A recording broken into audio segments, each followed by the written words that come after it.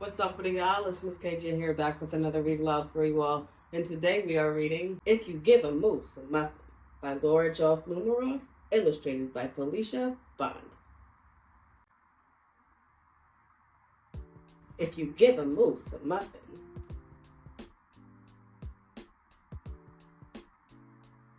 he'll want some jam to go with it. So you'll bring out some of your mother's homemade blackberry jam. When he's finished eating the muffin, he'll want another, and another, and another.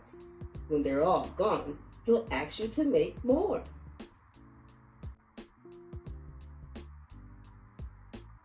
You'll have to go to the store and get some muffins. He'll want to go with you. When he opens the door and feels how chilly it is, he'll ask to borrow a sweater. When he puts the sweater on, he'll notice one of the buttons is loose.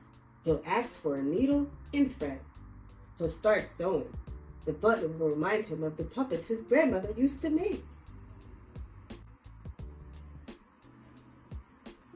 So, he'll ask for some old socks. He'll make sock puppets.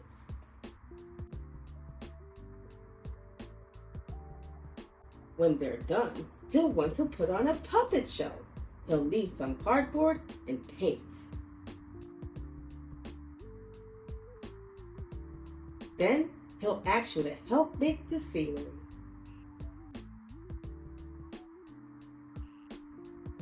When the scenery is finished, he'll get behind the couch, but his antlers will stick out.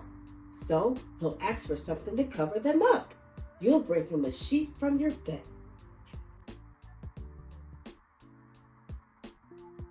When he sees the sheet, he'll remember he wants to be a ghost for Halloween. He'll try it on and shout, "Boo!" It'll scare him so much he'll knock over the paints.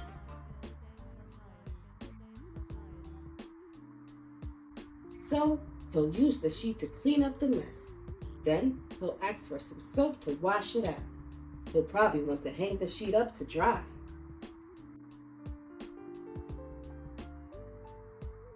He'll go outside to put it on the clothesline. When he's out in the yard, he'll see your mother's blackberry bushes.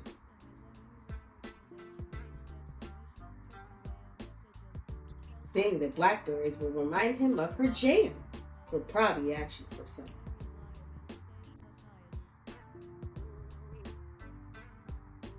And chances are, if you give him jam,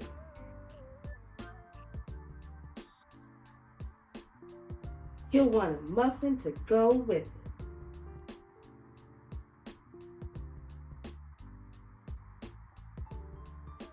The end. Thank you all so much for joining me in my read aloud about If You Give a Moose a Muffin. If you guys liked it, make sure you guys stay tuned for more. And thank you all so much again. Bye!